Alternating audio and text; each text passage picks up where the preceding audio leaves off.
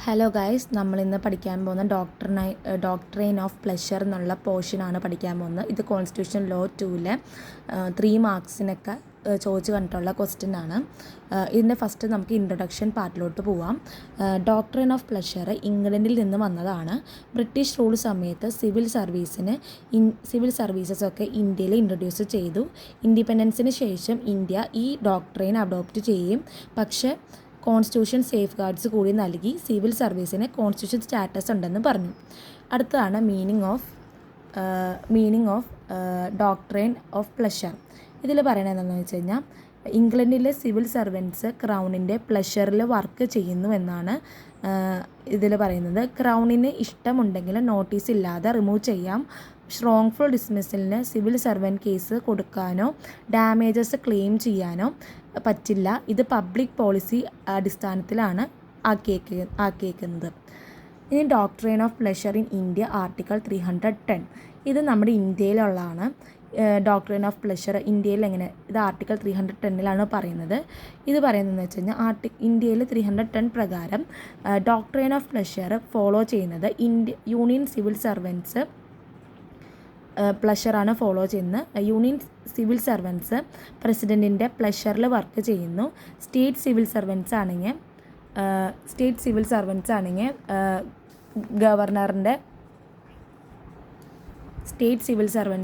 ഗവർണറിനെയാണ് പ്ലഷറിലാണ് work ചെയ്യുന്നത്. പക്ഷേ England പോലെയുള്ള ആബ്സല്യൂട്ട് അല്ല, കോൺസ്റ്റിറ്റ്യൂഷണൽ റെസ്ട്രിക്ഷൻസും ഉണ്ട്. പിന്നെ പറയുന്നതാണ് person excluding from doctrine of pleasure. ഇതിൽ പറയുന്നതെന്ന് വെച്ചാൽ ഡോക്ട്രെയിൻ ഓഫ് പ്ലഷർ അപ്ലൈ ചെയ്യാത്തവരെ കുറിച്ചാണ് പറഞ്ഞത്.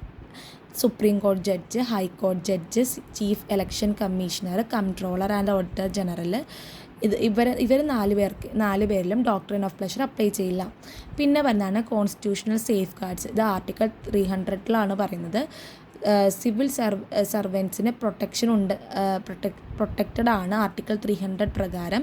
അതിൽ പറയുന്ന ഫസ്റ്റ് ഇതാണ്, no dismissal by subordinate authority. അതായത് സിവിൽ സർവൻസിനെ അപ്പോയിൻറ്റ് ചെയ്ത അതോറിറ്റി അല്ലെങ്കിൽ അതിൻ്റെ സെയിം റാങ്ക് അതോറിറ്റി മാത്രം റിമൂവ് ചെയ്യാം. സബോർഡിനേറ്റ് അതോറിറ്റി റിമൂവ് ചെയ്താൽ അത് വാലിഡ് അല്ല എന്നാണ് പറയുന്നത്. പിന്നെ പറയുന്നതെന്ന് വെച്ച് കഴിഞ്ഞാൽ reasonable opportunity of being heard. അതായത് റിമൂവ് ചെയ്യുന്നതിന് മുൻപ് ചാർജസ് അറിയിക്കണം. എന്തൊക്കെ റീസൺസ് കൊണ്ടാണ് ഇവരെ റിമൂവ് ചെയ്യണമെന്ന് അതിനുള്ള കാരണങ്ങൾ ബോധിപ്പിക്കണം. അതായത് ചാർജസ് അറിയിക്കണം, ഡിപ്പാർട്ട്മെൻറ്റൽ എൻക്വയറി നോക്കണം, ഡിഫൻസ് പ്രസൻറ്റ് ചെയ്യാൻ റീസണബിൾ ഓപ്പർച്യൂണിറ്റി നൽകണം. ഇത് നാച്ചുറൽ ജസ്റ്റിസ് പ്രിൻസിപ്പിളാണ് ഫോളോ ചെയ്യുന്നത്. ഈ റീസണബിൾ ഓപ്പർച്യൂണിറ്റീസിൽ സിവിൽ സർവൻസിന് ആർഗ്യുമെൻറ്റ് പ്രസൻറ്റ് ചെയ്യാം, എവിഡൻസ് പ്രൊഡ്യൂസ് ചെയ്യാം, വിറ്റ്നസിനെ ക്രോസ് എക്സാമിൻ ചെയ്യാം. ഈ 3 കാരണങ്ങൾ സിവിൽ സർവൻസിൻ്റെ ഓപ്പർച്യൂണിറ്റീസാണ്. ഇത് അവർക്ക് കൊടുക്കണം എന്നാണ് പറയുന്നത്. പിന്നെ പറയുന്നതാണ് അടുത്ത പോർഷന് who gets protection under article 311.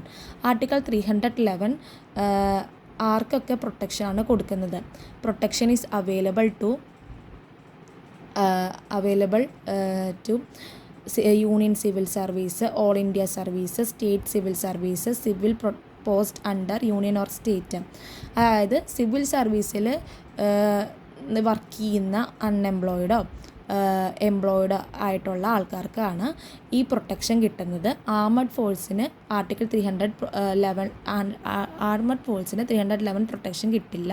ഇതിൻ്റെ കേസാണ് Purushottam Lal Dhingra versus union of India. ഇതിൽ പറയുന്നത് എന്താണെന്ന് വെച്ച് കഴിഞ്ഞാൽ ടെമ്പററി എംപ്ലോയീസും പെർമനൻറ്റ് എംപ്ലോയീസും ആർട്ടിക്കിൾ 311 പ്രൊട്ടക്ഷൻ ഉണ്ടെന്ന് കോർട്ട് പറഞ്ഞതാണ് ഈ കേസിൽ പറയുന്നത്. അടുത്തതാണ് എക്സംഷൻ ടു ആർട്ടിക്കിൾ 311. പ്രൊട്ടക്ഷൻ കിട്ടാത്ത സിറ്റുവേഷൻസ് ഉണ്ട്. ക്രിമിനൽ എവിക്ഷൻ, അതായത് കോർട്ട് ക്രിമിനൽ ഒഫൻസിൽ ഗിൽറ്റി എന്ന് കണ്ടെത്തിയ എൻക്വയറി ഇല്ലാതെ റിമൂവ് ചെയ്യാമെന്നാണ് പറയുന്നത്. പിന്നെ ഇംപ്രാക്ടിബിലിറ്റി ഓഫ് എൻക്വയറി, അതായത് എൻക്വയറി നടത്തുന്നത് പ്രാക്ടിക്കൽ അല്ല എന്നും ഡിസ്പെൻസറി അതോറിറ്റി കരുതിയാൽ എൻക്വയറി വേണ്ട എന്നും പറഞ്ഞു. അതായത് എൻക്വയറി നടത്തുന്നത് പ്രാക്ടിക്കൽ അല്ല എന്നും ഡിസ്പെൻസറി അതോറിറ്റി ഇത് കരുതാണെങ്കിൽ എൻക്വയറി വേണ്ട എന്നാണ് പറയുന്നത്. അതിൻ്റെ കേസാണ് യൂണിയൻ ഓഫ് ഇന്ത്യ വേഴ്സസ് തുളസി റാം പട്ടേൽ 1985 ഉണ്ടായ കേസാണ്. ഇതിൽ റീസണബിൾ മാൻ ടെസ്റ്റ് അപ്ലൈ ചെയ്യണമെന്നാണ് സുപ്രീം കോർട്ട് പറഞ്ഞത്. അടുത്ത ഇതാണ് എക്സെപ്ഷനാണ് സെക്യൂരിറ്റി ഓഫ് ദ സ്റ്റേറ്റ്. അതായത് സ്റ്റേറ്റ് സെക്യൂരിറ്റി എഫക്റ്റ് ചെയ്യുമെന്ന് പ്രസിഡൻ്റ് അല്ലെങ്കിൽ ഗവർണർ സാറ്റിസ്ഫൈ ആയാൽ എൻക്വയറി നടത്തേണ്ട ആവശ്യമില്ല എന്നാണ് പറഞ്ഞത്. പക്ഷേ കോർട്ട് സാറ്റിസ്ഫിക്കേഷൻ ജുഡീഷ്യൽ റിവ്യൂ ചെയ്യാമെന്നാണ് ഈ എക്സെപ്ഷനിൽ പറയുന്നത്. ഇനി പറയുന്നതെന്ന് വെച്ച് കഴിഞ്ഞാൽ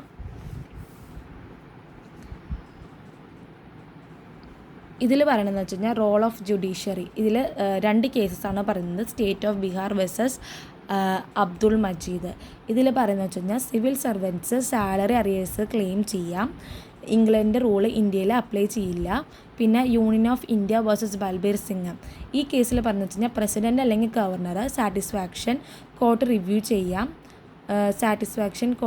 ചെയ്യാം. പക്ഷേ ഇറലവൻ്റ് റീസൺസ് അല്ലെങ്കിൽ ഡിസ്മിസൽ ഇൻവാലിഡ് ആകുമെന്നാണ് ഈ കേസിൽ പറയുന്നത്. ഇനി കൺക്ലൂഡ് ചെയ്യാണ്.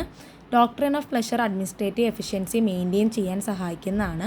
പക്ഷേ ഇന്ത്യയിൽ ഇത് ആബ്സലൂട്ട് അല്ല. കാരണം ആർട്ടിക്കിൾ 310 ആൻഡ് 311 സിവിൽ സർവൻസിന് കോൺസ്റ്റിറ്റ്യൂഷൻ പ്രൊട്ടക്ഷൻ നൽകുന്നു. അതുകൊണ്ട് ഗവൺമെൻറ്റിൻ്റെ അതോറിറ്റിയും സിവിൽ സർവൻസിൻ്റെ റൈറ്റ്സും ബാലൻസ് ചെയ്യാൻ ഡോക്ട്രിനാണിത് എന്നാണ് ഇതിൽ പറയുന്നത്. ഓക്കെ, അപ്പോൾ താങ്ക് യു ഫ്രണ്ട്സ്. ഇനിയും ഉള്ള വീഡിയോസ് കാണണമെങ്കിൽ do like, share and subscribe.